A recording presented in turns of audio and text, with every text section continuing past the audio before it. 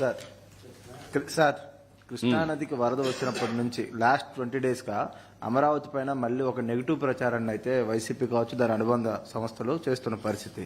అంటే పర్టికులర్గా ఈ ముంపు ప్రాంతంలో రాజధాని అవసరమా, చేయడానికి లక్షల కోట్లు ఖర్చు పెట్టాల్సిన పరిస్థితి, ఈ టైప్ ఆఫ్ వర్డ్స్ వైసీపీ నేతల నుంచి పర్టికులర్గా వస్తూ ఉన్నాయి.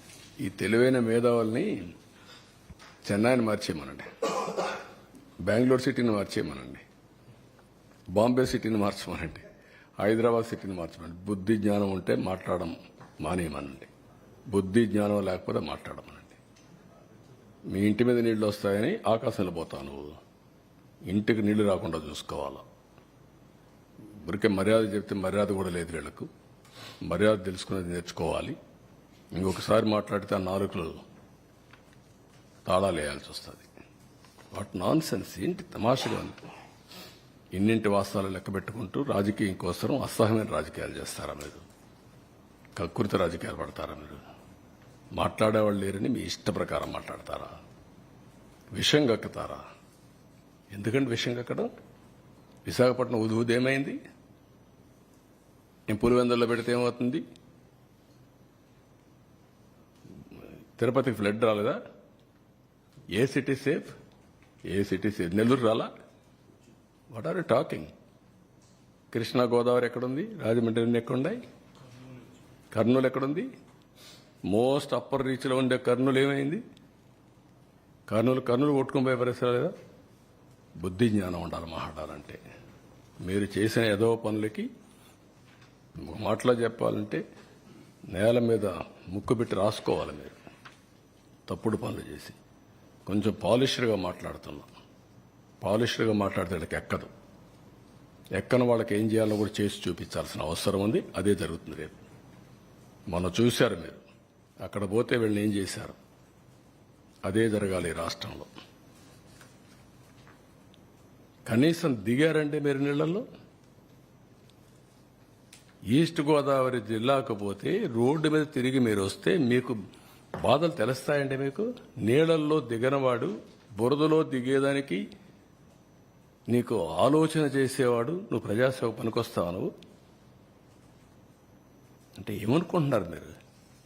అంటే ఏది చెప్పినా నమ్మేస్తారనే అజం ఆ పేపర్లు పెట్టుకొని, తప్పుడు పేపర్లు పెట్టుకొని తప్పుడు ప్రచారాలు చేసుకుంటూ బతికిపోవాలనుకుంటున్నారు.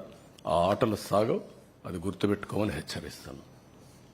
అందుకే ప్రజలు కూడా 11 సీట్లు ఇచ్చి ఏ విధంగా తీర్పు ఇవ్వాలని ఇచ్చారు. That it self is an indication. ఊరంతా ఒక దారి, వీళ్ళది ఇంకొక దారి అంటారు. ముసలివాళ్ళు అంటే నడవలేని ముసలివాళ్ళు పెన్షన్ డబ్బులు తీసుకొచ్చి ఇచ్చి ఒక నెల నాకు పర్వాలేదు, లేకుంటే 4-5 నెలలు నేను సేవ్ చేసుకున్నాను, ఈ డబ్బులంతా ఇస్తానని చెప్తే బుద్ధి జ్ఞానం ఉందా మీకు? ఎంత రెస్పాన్స్ అండి? వై పీపుల్ ఆర్ గివింగ్ అంటే అమాయకులు వాళ్ళు. ఒక విపత్తు వచ్చినప్పుడు ప్రవర్తించవలసిన తీరది. వాళ్ళు మనుషులు. నువ్వు మనిషి కాదు కాబట్టి, ఈ పార్టీ మనుషులు కాదు కాబట్టి ఇష్ట ప్రకారం మాట్లాడుతున్నారు. మానవత్వం లేకుండా మాట్లాడుతున్నారు. పుండు మీద కారం చల్లినట్టు. పార్టీ తరఫున అనౌన్స్ చేశారు అమౌంట్.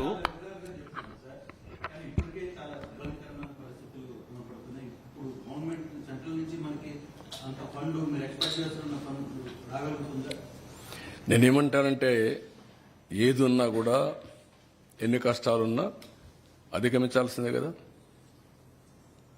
10 మంది నేను నా లైఫ్లో చాలా సార్లు చూశాను. ఈ రోజు కూడా క్యూ కట్టి వచ్చారు. 1.5 hour ఇక్కడ నిలబడుకొని నేను చెక్కులు తీసుకుని సరిపోయింది. ఎక్కడో ఉండేవాళ్ళు వచ్చి లేదు మేము కూడా ఇవ్వాలి అని వచ్చి ఇచ్చే పరిస్థితి వస్తున్నారు. అంటే ప్రతి ఒక్కరూ ఒక చేయూతనిచ్చే పరిస్థితికి వచ్చారు. కొంతమంది రాష్ట్రం పైన విషం గక్కే వాళ్ళు తప్ప, విద్వేషాలు రెచ్చగొట్టి రాజకీయ లబ్ధి పొందాలనుకున్నాడు తప్ప ప్రతి ఒక్కడూ వస్తున్నాడు. ఈ రాష్ట్రంలో పుట్టినవాడు కానీ, మానవత్వం ఉండే వ్యక్తులు కానీ, బయట వాళ్ళు కానీ అందరూ కూడా స్పందిస్తున్నారు. వాళ్ళకి రాష్ట్రంలో ఉండే ప్రత్యేకమైన పరిస్థితులు అర్థమైన తర్వాత అందరం కూడా హెల్ప్ చేయాలి. సాటి మానవుడిగా ఒక వ్యక్తి కష్టంలో ఉన్నప్పుడు ఆదుకోవడం మన బాధ్యతను అందరూ వస్తున్నారు. వాళ్ళని వెల్కమ్ చేస్తున్నాను. అందుకే నేను కూడా ధైర్యంగా ముందుకెళ్తున్నా. No question of compromise. ఇబ్బందులు వస్తాయి. ఐఎమ్ ఫీలింగ్ తాత్కాలికం. ఎట్లా స్ట్రగుల్ చేయాలో చేస్తాం, ముందుకెళ్ళిపోతాం. ఇంకొక గంట ఎక్కువ కష్టపడతాం, లేదంటే ఇంకో 2 రోజులు ఎక్కువ కష్టపడతాం. దట్ ఈజ్ ఓన్లీ ది వే.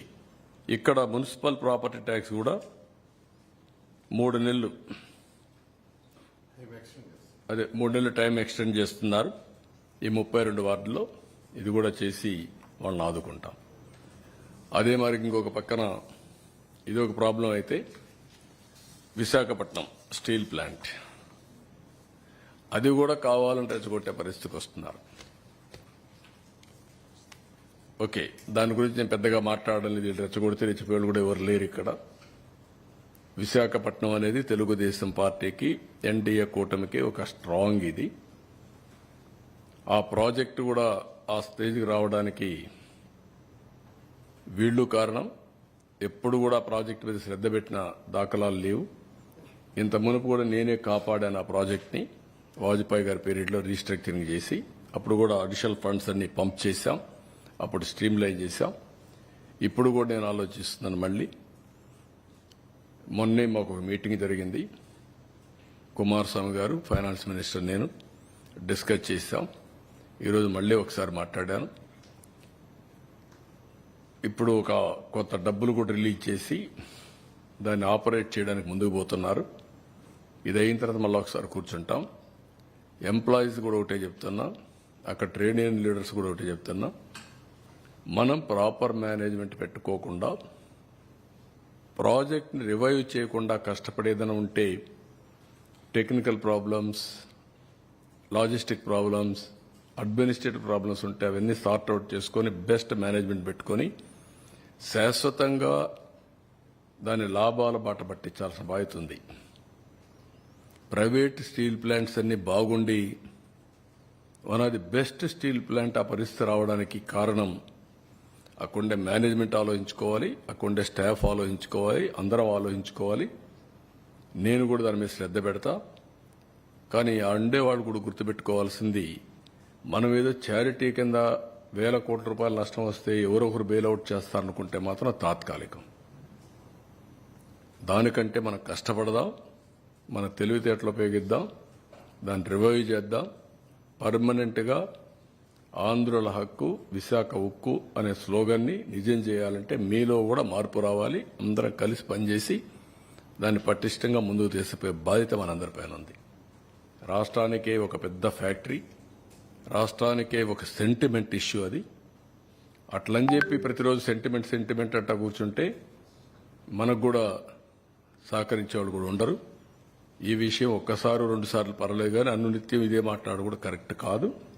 ఈ విషయం కూడా అక్కడుండే పెద్దలు ఎవరైతే మాట్లాడుతున్నారో అలాంటి వాళ్ళందరూ గుర్తుపెట్టుకోవాలి. దాన్ని స్ట్రీమ్ లైన్ చేస్తాం, టోటల్గా స్ట్రీమ్ లైన్ చేసి ఎట్టి పరిస్థితుల్లో ప్రైవేటైజ్ చేయకుండా మనం కాపాడుకోవడానికి సర్వ విధాల ప్రయత్నం చేస్తాం.